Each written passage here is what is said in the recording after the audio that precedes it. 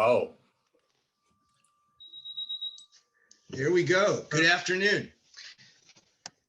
You're part of the 100th anniversary of the Mesa Rotary Club, and I'm glad we're all here together. Today's program is going to be about the legendary Blackbird, and that's the inside story with Jim Goodall. He's in the room, and he said he's got a 2-hour program that he's going to do in 35 plus minutes, I think he said. So here's the story of Jim. Jim is an aviation writer, a darn good aviation writer. And today he's going to share some highlights along with some great photos. He's going to tell a story of American ingenuity and also explain how a small group of individuals working quietly developed the SR-71 Blackbird. That's the world's fastest, highest flying plane. So Jim's authored more than 24 books and articles on this subject, and I would consider him an expert, and others do as well. I've known Jim since the 90s, and I've always admired his passion for subjects that he writes about. And even on a few occasions, I've joined him off-road in the desert, pursuing his mission to document some of these interesting stories of aviation history. So Jim, welcome to Mesa Rotary Club. I'm Ben, I'm delighted to be here. We had some glitches. I'm there with the black hat, right behind the cameraman. We're there with your friend Rich and Ben. Now, when I met Ben, I can't remember how we initially linked up, but he had the same passion as I did. And we met at McCarran, then we headed up towards Area 51. And we've been at Tonopah Test Range flight, fence line, and it was just a lot of fun. We're looking for spooky airplanes, things that go bump in the night. We went there with the intentions of not getting shot, so we didn't violate any laws or regulations. But I've been referred to as fine. How are you? Pardon? No, keep it up. You're okay. Okay. And so just one thing led to another. I lost track of Ben for 20 years. And I was going through cleaning out my email addresses, and I came to Wise, and there was Ben. So I said, well, I wonder if he's still back in Jersey. So I sent him an email, and I got one back almost immediately. He said, no, I says, I live here in Scottsdale, in the Scottsdale area. So that was about 2.5, 3 years ago. And we've reconnected since. And it's just, he's a nice guy to call a friend. And it goes from there. My passion goes back starting when I was a little kid on the Blackbird. And it's just, it's something that I hated term papers in college. I went to the University of Minnesota. And if I had a term paper, I would agonize for 6 weeks before it was due.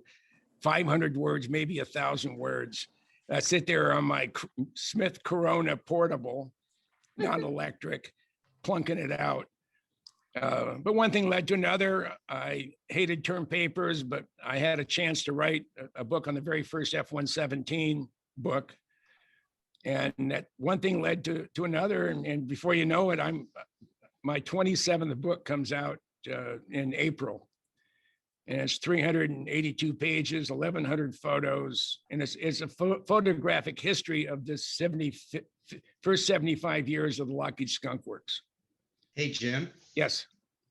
Hold your thought right there. You've got us warmed up. I'm going to move into a couple other steps as we get ready for your part of the program. Okay. Not a problem. All right. We're going to start with our Pledge of Allegiance, and we also are going to have a prayer, and Joe O'Reilly will take the Sergeant at Arms. So Scott McQuaid, if you're in the room, please unmute your mic and lead us in the Pledge of Allegiance.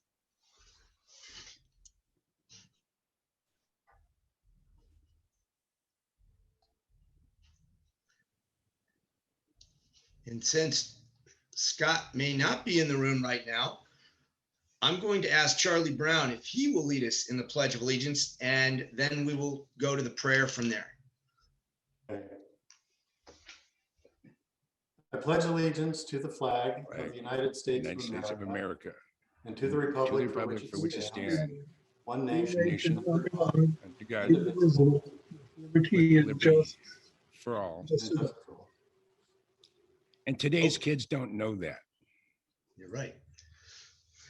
If I'm looking for Rock Arnett, and I'm not sure if Rock is in the room, but I'm going to go to Dill. Dill, would you offer the invocation before we start our meeting? Unmute. Be glad to. Thank you, Dill. Our Father in heaven, we are again assembled as friends and Rotarians to enjoy each other's company, to serve other people, to help those in our community and throughout the world. Father, we are thankful for the opportunity we have to serve thee and serve those around us. Father, we ask thee to bless us, keep us healthy and well, that we can continue to serve others. And we say this in the name of thy Son, Jesus Christ. Amen. Thank you so much, Dill.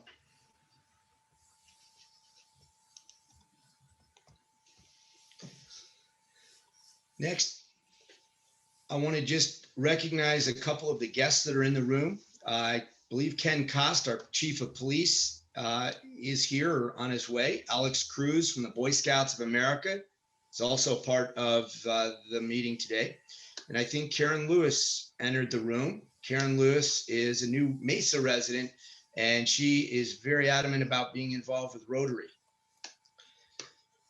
We're going to just touch on a service project that is in the works, and then we're going to do the induction of 3 of our members. So Craig Henry, could you give me just maybe a 30-second update to the Dignity Health Program and what's next? Okay, yes. We are, with the help of our Rotaract Club and our Interact Club and Kevin and Nicole, ready to put the final pieces together today and deliver tomorrow morning at 9 a.m. Enough snacks for 150 people. And we're going to meet with Jane and Jackie, and hopefully Kevin might be able to make it or not, but they're members of our club and they also are with Dignity Health. So they'll receive everything for us. This thing has come together so well. And it's also a joint project of the Rotary Club, the Interact Club, and the Rotaract Club. I think it's a cool thing. So we'll be ready to go tomorrow. And I'll have Rich send out like a time and date if anybody wants to go and attend and get in the pictures. Way to go, Craig. Thank you. Quick reminder, this Saturday is the Rotary Leadership Institute. It's that virtual program. Anybody interested that hasn't responded yet, give me an email and I'll make sure that you get the info and that you're registered for it. But next, this is maybe one of the most enjoyable parts of the entire program because we welcome some new members to our club. So I'm going to hand the microphone to Dill, and our members pending are Brian Yox, Rex Clevenger, and Jan Newton. And we're very pleased that you are all here. Dill, the microphone is yours. Thank you. Well, Rex, Brian, and Jan, we'd like to welcome you to our Rotary Club. We have a charge that we give to our new members. It was written originally by Charlie Mitten, who was the owner and publisher of the Mesa Tribune and a great Rotarian. Had some 45 years of perfect attendance.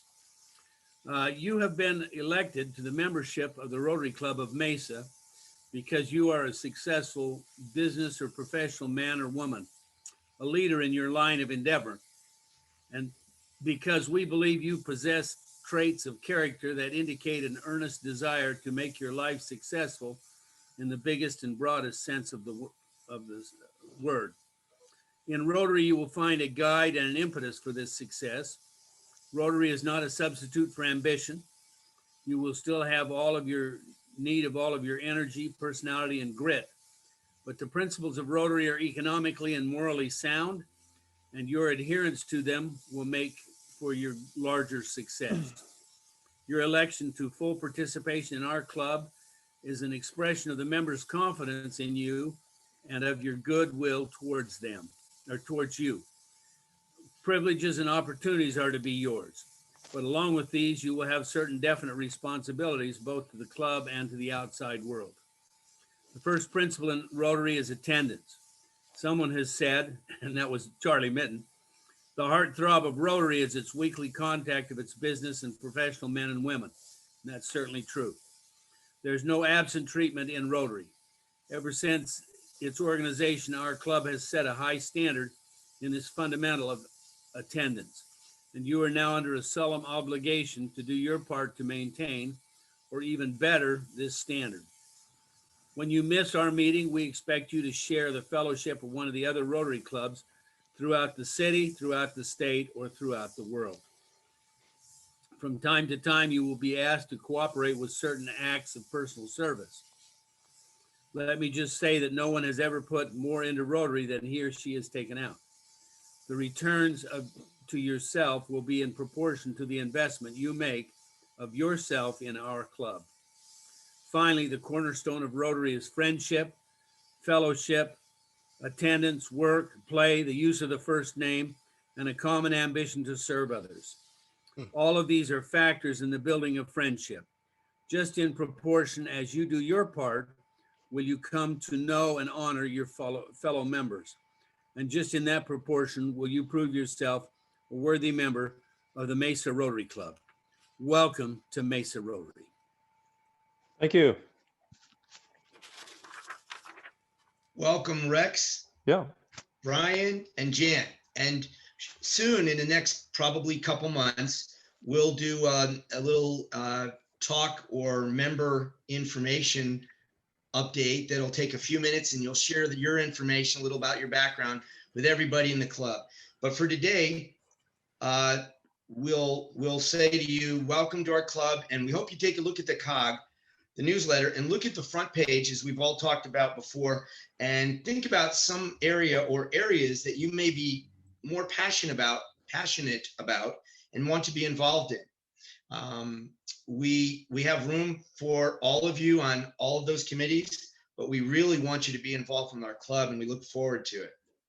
So Rex, Brian, Jan, welcome. Thank you. Thank you, Ben. Thank you so much. Looking forward to it.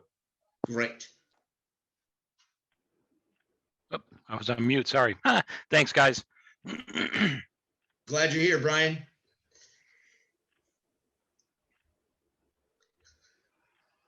And Rich Curtis, in a very timely fashion, got the certificates and the paperwork and the shirts and the pins and probably also a bill out to these two gentlemen. And he also delivered it to Jan.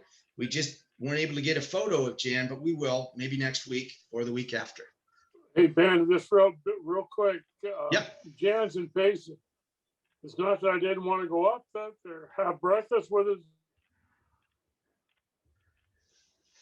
No, Asked him to come up, but he said no, he didn't want to drive this far, so. I think it's a timing issue, but believe me, I know Rich, as soon as you're nearby, he'll make sure he delivers that to you and we'll have your photo. So the key is you're all three members of this club and we're pleased. I'm going to hand the mic over to Joe O'Reilly. Joe's our Sergeant at Arms, and Joe, all yours. Thanks. And hopefully we can make this quick because I think we have a really good speaker today. Any confessions? Anything? I confess that Huh? Liz caught me at lunch, so I owe $100 to my Paul Harris. She got me. Okay. And I'm going to call and make an appointment to get with you too. So All right. I thought to call you back. I'm on the docket as well. So Any others? I have a confession. Okay, go. I took an unscheduled trip to Hawaii last week and it didn't cost me anything. So I feel like I need to donate something to somebody, mainly the Rotary Club, something good. So I'll put $100 to my Paul Harris. Like my kids were Great. there working and took care of everything. It's kind of crazy. Supposed to be the other way around. Yeah. Okay, any other confessions? And Okay. Joe, I will donate $100 to toward my Paul Harris, and my son who's up in Flagstaff just got a paid internship for a real estate development for his major for construction management. And he called me and asked me to go get him some pants so he looks nice on the job. Hey. Great. Well, if no one confessed, I was going to say, let's see our herd immunity who got 2 shots and collect some fines from that. But we'll wait. Hopefully by the next time we have a meeting, someone that could be the sergeant of arms, and we can see what people want to donate for that. So with that, I want to give our speaker enough time. So we'll close the sergeant of arms, and I'll turn it back over to you, Ben. Thank you so much, Joe. And Jim already began his intro, and he'll be talking in just a moment. Let me give you a few more moments of his background. He grew up in Los Altos, California. He went to the University of Minnesota. He served in the Air Force, obviously, and he's worked for years in the optical disc manufacturing industry. After that, he got to what he was really interested in. He took a position as the manager at the Museum of Flight in Everett, Washington. And then eventually he became the curator or an associate curator at the Pacific Air Museum in Hawaii, Pearl Harbor, Hawaii. The last thing I'll say about Jim is this is a foreword to his next book, which I had a chance to read. And this is written by the director of the Lockheed Martin Skunk Works, Steve Justice. Steve Justice said this. He said, know that this wonderful book was assembled by a man on a mission. I first met Jim in the early 1980s. And he was then and continues to be the most passionate aviation historian I've ever met. He has unmatched resourcefulness in tracking down priceless photos and histories that document the organization's incredible leaps in aircraft technologies. His books are testimony to his personal desire to share with the world these incredible machines made right here in America. So Jim, the floor is yours. Thank you. And we'll start. Hit that. Mhm.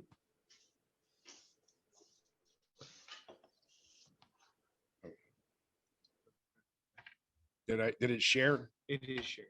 You did, you're on. You're in the middle. Okay, I have to go back.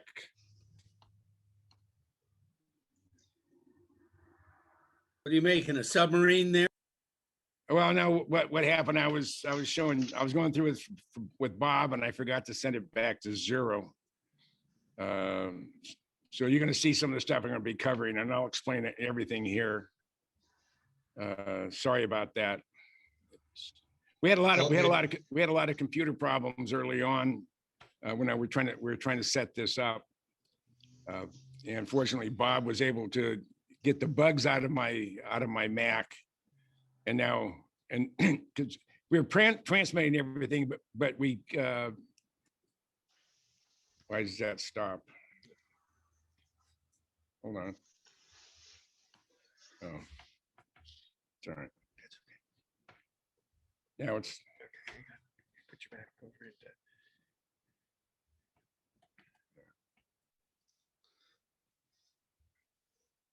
You can see I'm gonna cover a lot of subject here. Okay, one more. Okay, there we go.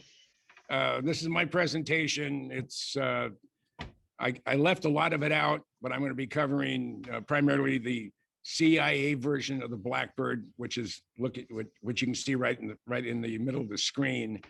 And what's important about this particular airplane, I worked on this airplane for 15 years. And this one, and I'll get into that a little bit later, we're going to be talking about the Lockheed Skunk Works. And people say, well, what is the Skunk Works? The Skunk Works is the most secretive aviation design organization on the planet. On the Blackbird, from signing a contract to first flight was 32 months. The Air Force can't change the paint scheme in 32 months on a C-130. But Kelly Johnson was also the guy that brought the XP-80, the first operational jet fighter, to the world. And he did that, he built that in 108 days. So the Skunk Works, and they got their name out of Little Abner cartoon that used to be in the morning paper years ago. And you have to have white hair or no hair in some cases to know what the Little Abner was. Ben and I, we met in the early 90s with his friend Rich. And Ben we met him in Las Vegas. We headed up towards Area 51. He really wanted to go out in the desert and see, see if we can see anything that would bump in the night. And I've been out the fence line at Area 51 and Tonopah Test Range about 80 times over the last 30 years. And it's one of my passions. I've also been called and names by the security people out in the desert. But with that, I'm not going to get too deep into it. I want to go into what the presentation is about. The airplane you're looking at is an A-12 ox cart. It was the first operational Mach 3 or 3 times the speed of sound aircraft. The airplane you're looking at during flight test accidentally went 2,391 miles an hour and redlined everything. But we'll cover that a little farther into the presentation. What we have here is the family of aircraft related to the Blackbird. We're going to deal with primarily with the A-12 ox cart and the SR-71 codenamed Senior Crown. The tag board, that thing on top of the Blackbird, when we get to that, I'll explain about that. And same with the B-52. This is part of the Advanced Development Projects of Lockheed. It was created in 1943, primarily to develop the XP-80, which later on became the T-33 trainer. And there's still a bunch of those still flying around 50 years, 60 years later. Here's the man. Kelly Johnson was the founder and the innovator of the Lockheed Martin Skunk Works. He was the Leonardo da Vinci, the Nikola Tesla, and the Albert Einstein of aviation. He had no peers, and the only person who could ever fill his shoes was Ben Rich. And Ben and I were friends for decades.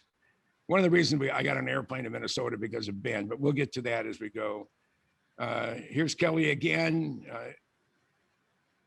with Walter Cronkite. Now, this was the evolution of the A-12 Blackbird, and the Blackbird was developed from the very, very onset to be a replacement for the U-2 spy plane. Kelly knew right after it first started flying that it would be vulnerable to Soviet air defenses. And sure shooting, on May 1st, 1960, Francis Gary Powers was shot down on the U-2. And the Blackbird and the A-12 and eventually the SR-71, which is the Air Force version, came to replace the U-2. They were retired in 1990. And guess what? The U-2 is still flying. Here this is the production facility at Burbank, building 309-310. The upper right-hand corner is a radar cross-section model of what was considered the A-11, but CIA required something that was a first-generation stealth. So they added chines to it with radar absorption materials and created the A-12 version. And A stands for article, it doesn't stand for attack. They started out with A-1 in their design requirements. It went out through A-12. And the bottom left-hand corner is a Blackbird upside down on a hydraulic pole on the west shoreline of Groom Dry Lake. And it's up there, and they have very powerful radar antennas, and they're certifying and looking at how small of a radar cross-section can the Blackbird present.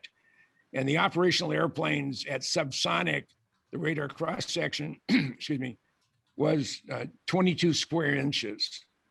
At Mach 3.2, the radar cross-section is about 10 square miles. And the reason for that, as you go through the air at 3,400 feet per second, and the air around you is heating up to, in some places, 1,000 degrees, that ionized air is radar reflective. So you get a big fuzzy ball, but there's no way you can hurt it. They've tried to shoot down Blackbirds since they first started flying over denied airspace. Here's the production facility, the one in the upper left-hand corner. The wings are up. That's how you replace the engine. And that's the second A-12 built that's now sitting on the deck of the USS Intrepid. The next one on top, the fourth Blackbird is a trainer. If you go to LA, it's on a pylon at the Museum of Science and Industry. The bottom left, that was my airplane for 15 years. And the one on the bottom right was the last A-12 built, and that crashed on its 8th flight. Well, they lost a lot of airplanes. Now, the way they moved them from Burbank to Area 51, Area 51 is that super secret test facility that everybody relates to UFOs. There's no UFOs from out of this world flying out of Area 51, but there's a lot of spooky airplanes. I don't know if you heard the news that the 6th generation prototype fighter is flying right now. It's flying out of Area 51. And late last week, American Airlines pilot announced it's a UFO or something real fast. It looked like a big tube went flying over him, and it's made the news all over the world.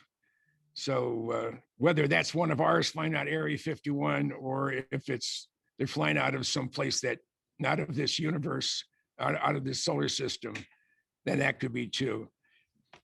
I'll go back. The way you moved it, they put it on a cradle, which is in the upper left hand, put a frame around it, covered up on the bottom left hand canvas, and they moved it from Burbank to Area 51 in this huge trailer, as you see in the bottom right hand corner.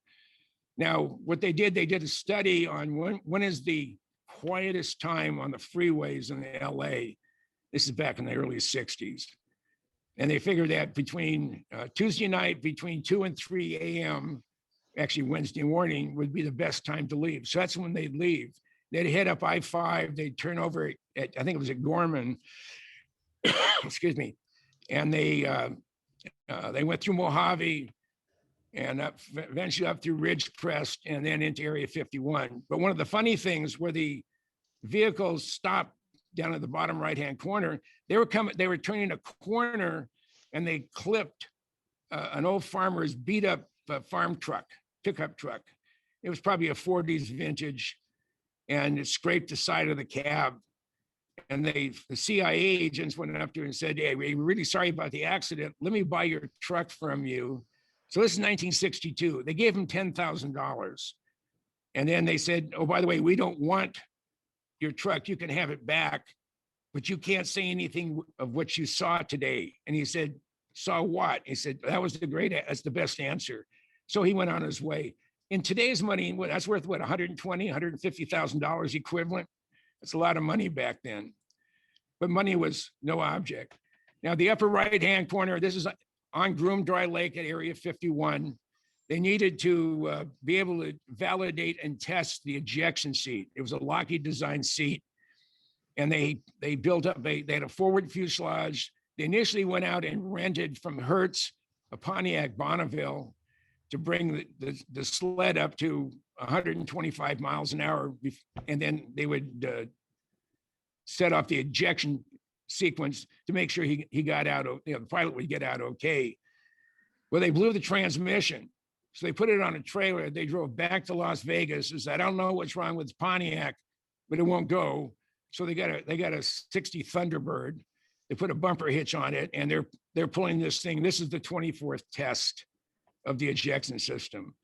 The upper photo on the right is checking the radar cross-section of the nose. Bottom left, that's the Hughes-built SPS-13 radar cross-section validation radar. Very powerful and real specific frequencies. And that was what would determine how big a signature the Blackbird had. Now, the middle and the bottom, they're getting ready to raise it. The airplane on the bottom right, that's when it's raised, and it'll rotate so they can get the radar cross section from various angles. This is Area 51, taken in the 1960s. The two on the right were early on in the A-12 program. The large hangars are where the A-12 and some other Blackbirds, including the Soviet Air Force we had there. They had a whole bunch of Russian aircraft, they call it Red Hats. This is Area 51. beginning of the 21st century, and I've identified a few of the items: the RCS antenna, the YF-12 hangar. The YF-12 was an interceptor. The MD-21 was a drone launch aircraft. And I'm just going to touch on those, not going very far. This is Area 51 as of December 24th, 2020. Some guy flew around the test site. He had permission to do it, taking pictures, and he was kind enough to share them with me. The runway you're looking at is now abandoned, but it was a 27,000-foot runway. And I asked a buddy of mine at the Skunk Works, what do you need 27,000 feet of runway for? He said, well, you need, if you have to abort the takeoff right at rotation, I think it's called V1, you have to have twice the distance to stop the airplane. Hence, the airplane would take off at 9,000 feet, but it would take another 18,000 feet to slow it down and stop. This was taken again less than 3 months ago. The building right sort of in the center all by itself. No one knows what it is, but it's probably dealing with something very, very hazardous. Okay, here's the beginning of flight test. The first Blackbird piloted by Lou Schock flew for the first time on April 26, 1962. He wasn't supposed to fly. He was supposed to just do a high-speed taxi. And all of a sudden, he found himself in the air about 40 knots slower than it was calculated it would fly at. And he had he lost contact with the ground crew because the antennas are on the bottom for transmitting, for receiving. They're on top of the airplane. And Kelly's on the radio. Are you okay? Are you okay? Because this thing started blowing dust everywhere. And all of a sudden he was airborne and he said, I got it. And I'm bringing her back down. So he was able to fly it. Now the one in the upper right, you see some round tanks on the back of top of the airplane. When they filled it with fuel, there's no fuel bladders you get on like you do in a normal airplane. The fuel sits right on the skin, because you're dealing with an environment from -70 at altitude to temperatures up to 1,000 degrees as it goes through the air. So neoprene tanks would not survive. But when they filled it up with fuel, it was just pouring fuel down onto the ramp. And they went up, they realized that they had a seal, it was something, and the only thing they could find that was impervious to the heat and the cold is gray glacial clay. Now, I lived on Whidbey Island, north of Seattle, and it was formed by a glacier. And you dig down in your garden, and you'll come up with this gray, slimy stuff. It's impervious. Water doesn't pass through it. And they actually, that's the stuff they got to seal the tanks. And it's water soluble, but JP7 doesn't destroy it. Here's this is the day of the first flight. They're going through, had emergency, they had a fuel test, dump test on the top right, and the rest are just at Area 51 preparing it. Now, right now, it's not black, even though it's called the Blackbird. The paint was put on afterwards. This is the first air refueling. Those of you, if you're military pilots and you had to do air refueling, it's tricky. You're behind a 707 size airplane. And one of the problems with the Blackbird, it has a long forward cover on top. You can't look up. And it was having a hard time hooking up with the tanker because they couldn't see where the boom was and the directional lights. So Jim devised a way where you take one engine out of afterburner, put one engine in burner, and the airplane yaws to one side, and you look out the side window, and that's how they were able to learn how to air refuel.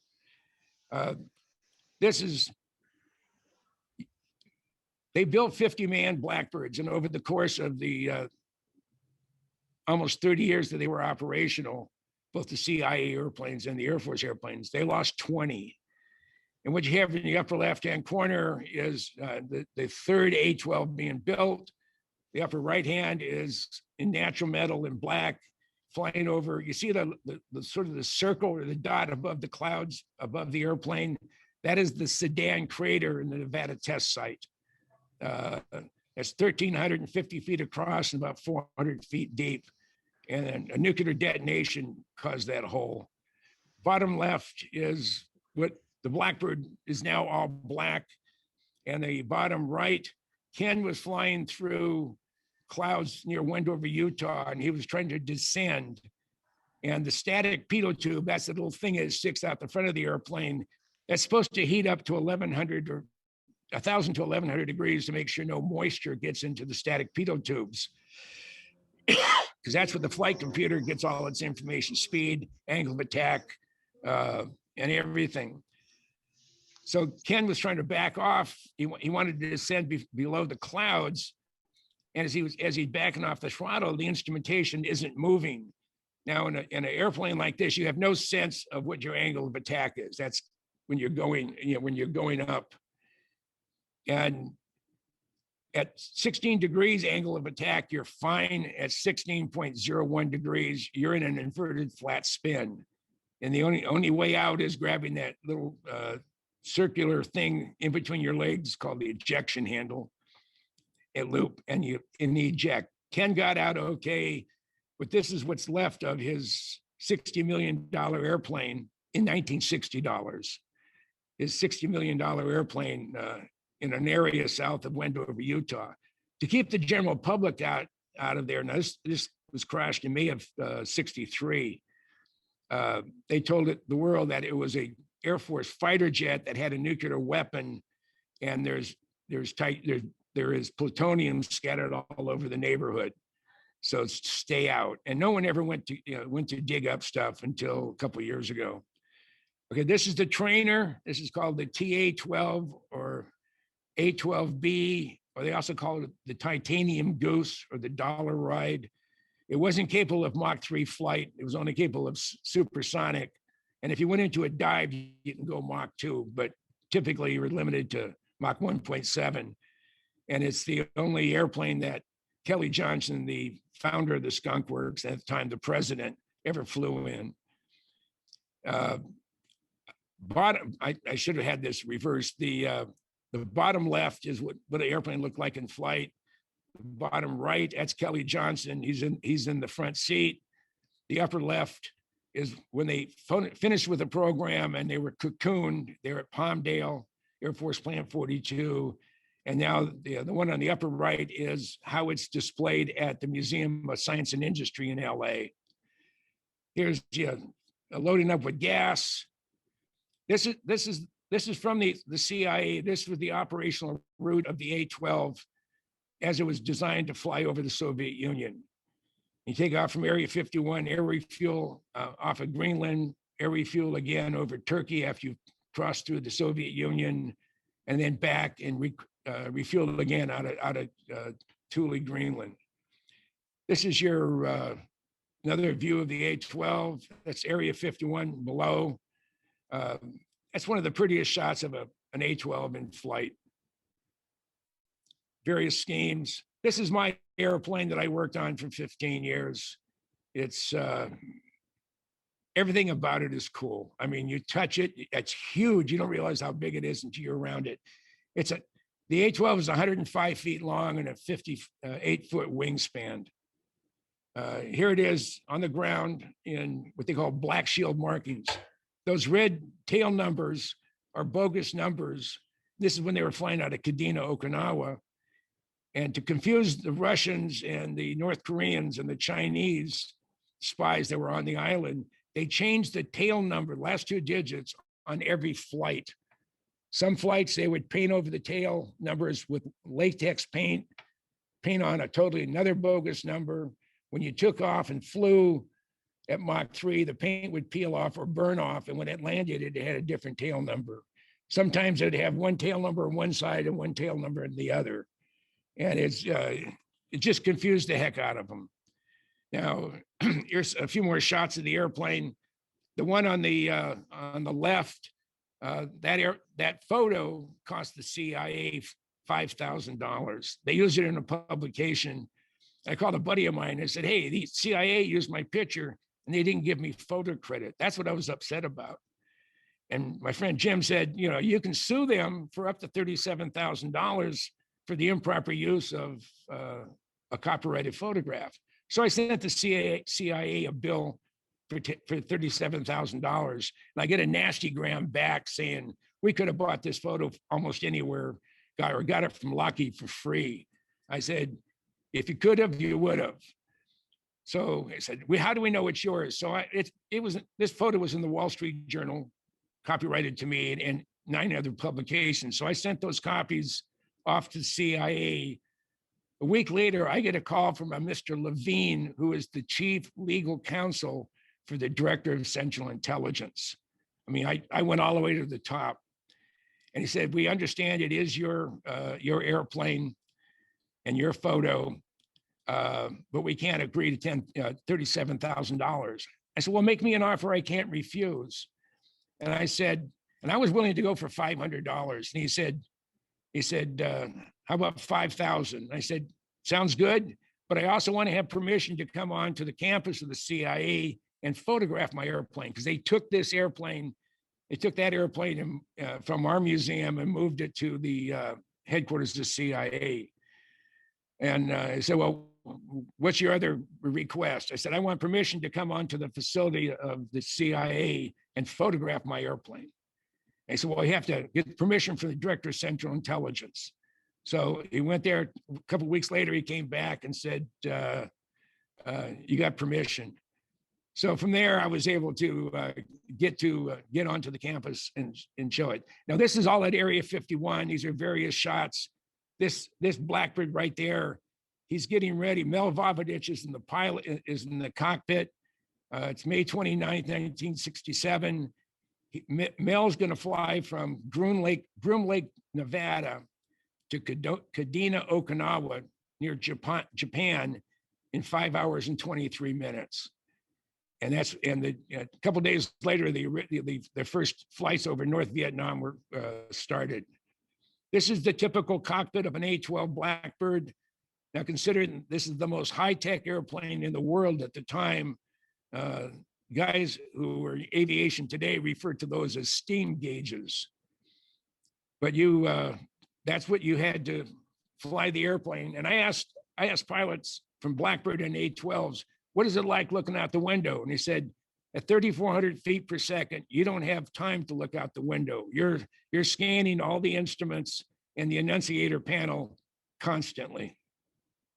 This is the cameras used. They weighed 830 some odd pounds, 19-inch wide film, and they could read your name if it's a 2-inch name tag on your shirt from 80,000 feet. Here's the airplane, A-12 and Air Force markings.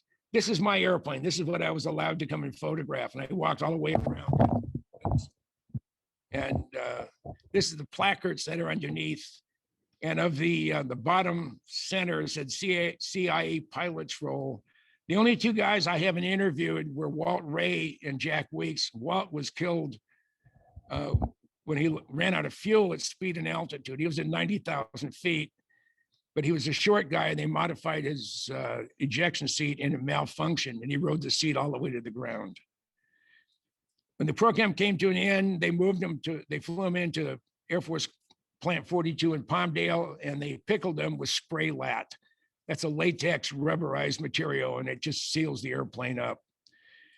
I was assigned an A-12 for the Minnesota Air Guard Museum. This is it. This is number 128. We had to go in there and cut the wings to be able to move the airplane. And how do you move it? Yeah. Jim, excuse me. Great. You're on a roll, and I like it. But I just want to tell you, we were about at maybe 10 minutes or so. Oh, shoot. Go ahead. Okay. I'll go real fast. The guy in the bottom right is cutting the wings. 18 wing beams are titanium. OSHA would have a fit if he saw him doing that. And one of those hot molten pieces of titanium went up his pant leg. And boy, he would have won Dancing with the Stars the way he was jumping around. Cutting off the engine nacelles. This is how you move a Blackbird. I scrounged 2 C5s to move it. Loading up. That's me in the bottom left. Very proud. We had very little room inside that airplane. It took 2 airplanes. 2 C5s. Now I rode in the cockpit of the Blackbird when it landed also. And on the upper right, I'm in the Blackbird itself. It's a program that was the drone program called MD-21 tag board. This is the tag board drone. At the time, it was more classified than the Manhattan Project. They had a mishap on the fourth launch off the Blackbird, so they converted it to be launched from a B-52. And there were 4 operational missions over China. And this is just the sequence of events. Now, Ben has this thumb drive with this on it. So if he wants to share it with you, he has my permission. Then we had the Interceptor, and I'll go through real fast on this. That's first flight, or first landing with Jim Eastham. Bill Parker's in the F-104. Now, the weapon used on the YF-12 was a predecessor to the Phoenix Phoenix system used on the F-14, Navy F-14. But the Phoenix carried a conventional warhead. This carried a 245 kiloton nuke. And it would launch 150 miles from the Soviet bomber force. It would fly up to 110,000 feet. And it would come down on the bomber force and detonate above them and blow the wings off. It was never operational. They only built 3 of them. There's the last flight. There's the cockpits. Now we're going into the SR-71. This is the production facility at Burbank. This is what they call the 715 splice. Everything on behind the splice is common to all 3 manned aircraft. It's just the front part that's changed. As Bob Gilliland first got to fly the SR, and if you look at his Mach 3 card, he was also the 3rd guy to fly the Blackbird. I've interviewed all the first 15 guys to fly it, all the flight test guys, the CIA pilots. That's the office, the back seat, the reconnaissance and systems operator. The very first SR-71. This is the one on the bottom right is at Pima, if you want to go see one. Uh-oh, that slide disappeared. I don't know what happened to it, but that's what happens when you have a fire. I don't know why this thing ended on me. Go back to screen share. I don't know what happened. That's called a crash and burn. Yeah. I don't know. Maybe why. a good time for questions with. Yeah, because I pretty much covered most of everything. Again, I don't have a second. So Jim, Yeah. Question for you, whether or not you recover any of those slides. I mean, it was dense. It was very good. But one of my questions would be, what's the resolution of the cameras that you were showing us a minute ago? What could The official resolution is 6 inches, but depending on the clarity of the air and the processing the whole bit, you could probably get down to 2 inches. So I could read your Mesa Rotary Club thing behind you if it was out in the backyard and they were coming over your neighborhood to photograph. At how many feet above the ground? Between 85,000 and 90,000 feet. Okay, that's good. Yeah. Now, one of the things, in a way, it's a good thing that the thing crashed, which upsets me, but we are time constrained. Fine. I have a few minutes to answer questions. Anybody have any specific questions? I do. Are they still doing overflights, or have they switched everything to satellite now? Satellites and drones. The last Blackbird flew in October 9th, 1999, and it was a NASA bird. Next. It seems to me it's highly unlikely that the government would retire that plane unless they had something better. I concur with you completely. Now, there's been rumblings about a thing called Aurora, which is a Mach 12 airplane, 8,000 miles an hour. It was carried to a launch platform by a very large mother airplane. And it's been reported flying since the mid 1980s. But there's no photographs of it, but it's been heard. And I did have a NASA engineer ask me, said, yeah, I saw a big white airplane flying, looked like the XB-70, which is a museum airplane now. And he said, I thought they were all in museums. And I said, well, that may have been the mother airplane for the Aurora. We got any other questions there? Do you know of anything that's follow up from what Marty said, anything that's going on right now that might have the current technology to be able to photograph and be manned by a pilot Well, from far distance from the target? Oh, yeah. One of the problems with satellites, and satellites are really, really good. I mean, they have the resolution down to, inches. But one of the problems with satellites, their orbits are predictable. So even at Area 51, the first morning briefing at 6 a.m., they give you the satellite schedule. That tells you what airplanes can be outside. That tells you, do we run live steam through the ramp to get rid of the shadow if the airplane's been sitting on the ramp for a while? And so a manned aircraft, or even a UAV, an unmanned aerial vehicle, it has the ability to fly on demand and change targets en route, as where a satellite doesn't. And it can take days to get a satellite over a specific location if you're looking at something specific, like a particular place over Iraq or Iran or Afghanistan. But unfortunately, they're not flying those anymore. The U-2s can't fly in denied airspace. That's the jet-powered glider that's still flying today. And they're just too vulnerable. So what's flying? You have the RQ-170, which is built by the Skunk Works. It's an unmanned spy plane. One of them crash landed in Iran, and it made all the headlines and papers.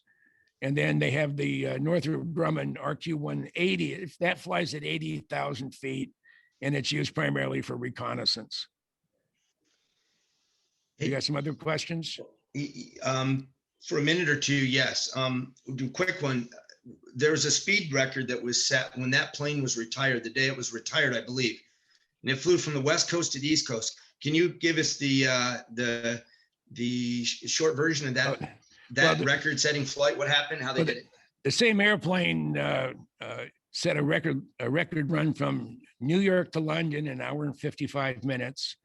And on its return trip, it flew from London to Los Angeles in 3 hours and 47 minutes.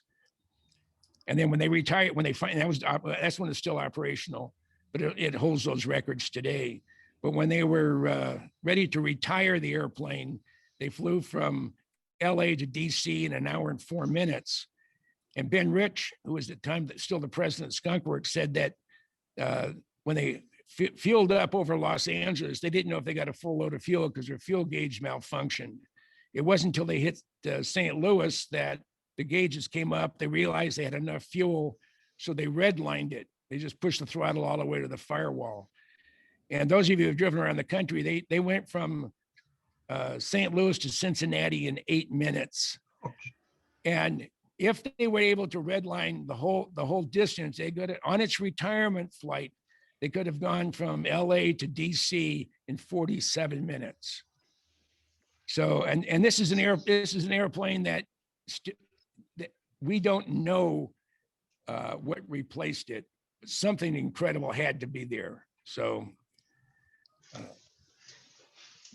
Jim, in interest of concluding on time so that some of our members can get back to work and move to their next task during the day, we're going to wrap it up, but maybe you'll stick around for a few minutes. If anybody has any specific questions, maybe sure, you'll answer them. Okay. Not a problem. Thanks.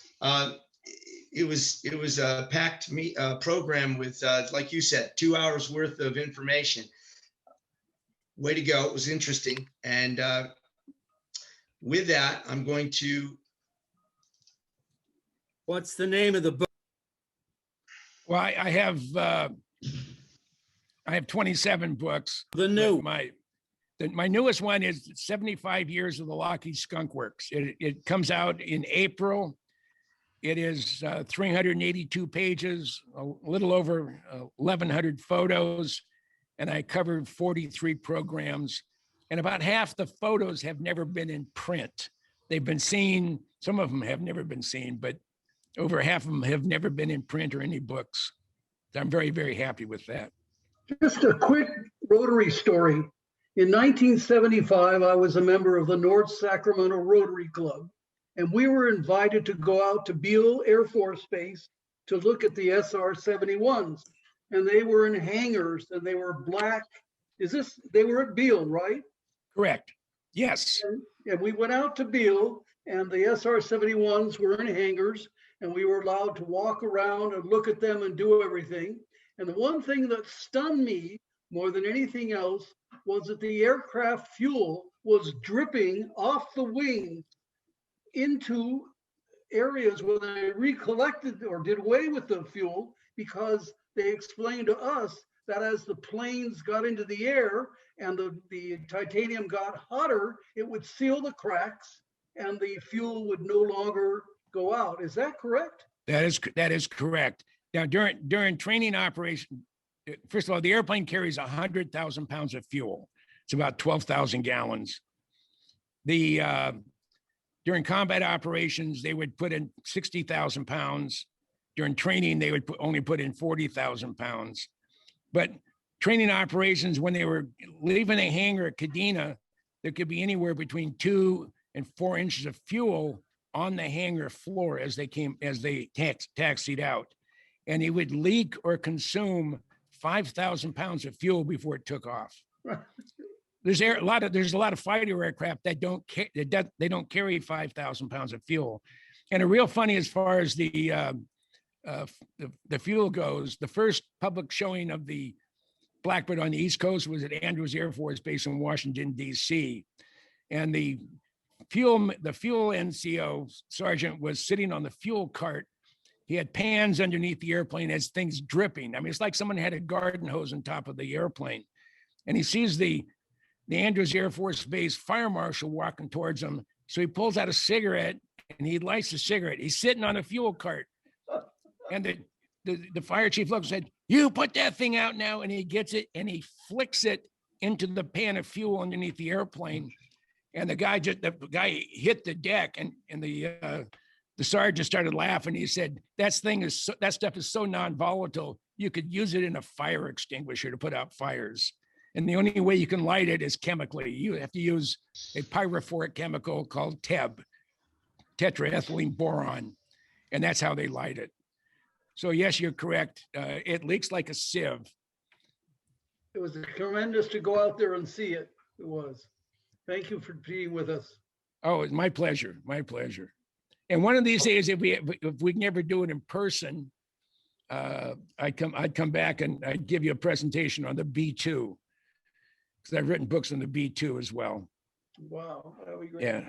And if you're into submarines, I've covered the Los Angeles class, the Seawolf class, and the Virginia class submarines. And I'm finishing my 3rd volume on the Ohio class. All my books are, most of my books are still in circulation. So Ben would have that information if you guys are interested.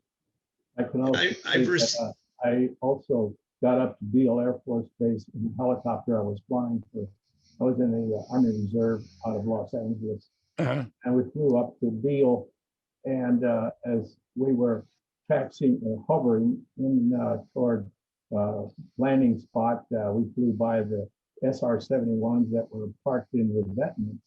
And along that way, also a U-2 was taxiing out to the runway as we were hovering to our parking spot. This was 1979, I think. Well, they consolidated all strategic reconnaissance at Beale. U-2s used to fly out of Del Rio, Texas, and they also used to fly out of Davis-Monthan, out of Tucson.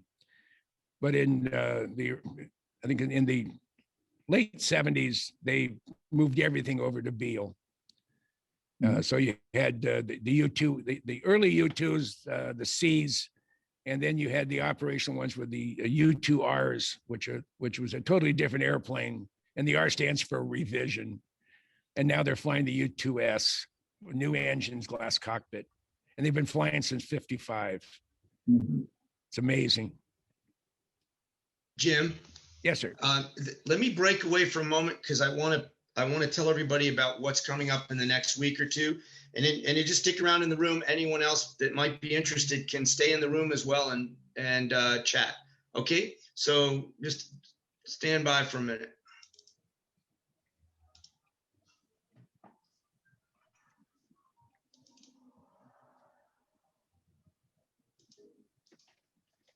No one wants to share my wants me to share my wisdom. I think you do me. I'm not sure if you're sharing the screen, but regardless, I'm not able to put up my screen share, but that's okay because I can tell you what's coming up. So, you know, obviously this has been a great program. This month still marks our 100 years of service here in Rotary in Mesa. But next week we'll shift gears. We're going to hear from the State of the Community College from Dr. Linda Thor. And she's going to also talk about the impact of the pandemic and how it'll change education here going forward. On March 10th, the following week, the meeting is dark. We don't have a meeting because it's the spring break for Mesa schools. On the 17th, we'll reconvene and we're going to hear an interesting story from the United States State Department. And finally, on the 24th of March, we're going to learn about Moving Forward Mesa and an interesting program to help folks in the community move out of the pandemic. There's more to come on that, and we'll keep you posted. But it's been a great day. The meeting has been wonderful, and the day is not over. So let's go out and make it an outstanding day. Thanks for everyone for being here. Stick around in the room if you'd like. We'll keep the door open. Hey, Ben, can you get Jim's information and have Rich share it so people know how to order books if they want to? I saw a couple of questions about it. Absolutely. I see that. In fact, I could maybe we could send it out to the club or to anyone that's interested after the meeting. Okay. Yeah, we'll do that. And I'll send you, Ben, I'll send you the specifics on which books are good currently available. We'll put a little something in the cog next week. That's why I asked what the book was, how to get. Oh, I mean, if you go into Amazon and look up James C. Goodall, Goodall, you'll come up with about half a dozen of my books, even though I've published 27. Some of them are out of print, some of them are used on there, but the current all the current ones are hardbound. And they're photo histories. I've been buying books like this forever, and I go through and I look at all the photos and read all the captions, and maybe I may go back and read the text if there's a lot of text. But most of the people I know who are airplane nuts, they want to see pictures and read the captions, and that's basically what my last 6 books have been. That. You sound like Alice in Wonderland. She says, "What good is a book? There's no pictures in it." Yes, yeah. And I said earlier, I hated term papers when I was a kid. Absolutely hated them. And I have on my newest book. It's 382 pages. It's hardbound. It weighs about 7 pounds. Wait, what? Did you say 7 pounds? Yeah. That's how fast will it fly? Well, it depends on how high you are. I can throw it out the window. Yeah. But I cover everything from the P-80 all the way up to the Skunk Works compact fusion reactor. Now that's exciting. They're talking about electric powered airplanes. They want to use batteries. This thing, once they have an operational unit, it will fit into a standard 40-foot container box, which would fit into a wide-bodied aircraft. It could run indefinitely for 20 years and supply enough power to power 100,000 homes.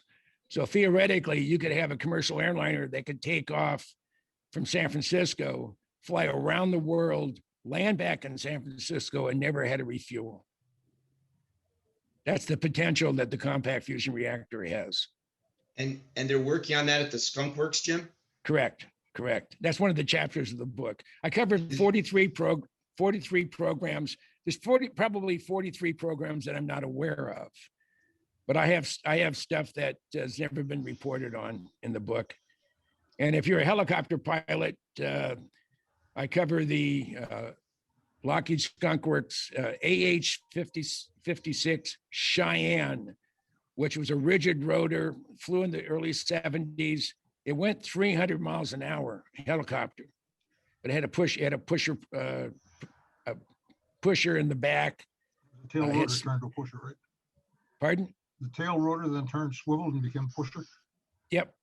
And that was the new the Boeing Sikorsky airplane has a propulsor in the back as well. Make it go fast. But it's the main rotor is just flattened. It becomes correct. a gyro. Yep. So it'll stabilize it. It sort of acts like a wing. Yeah. Jim, there are a few comments in the chat room. They said you had a fabulous presentation. It was very impressive.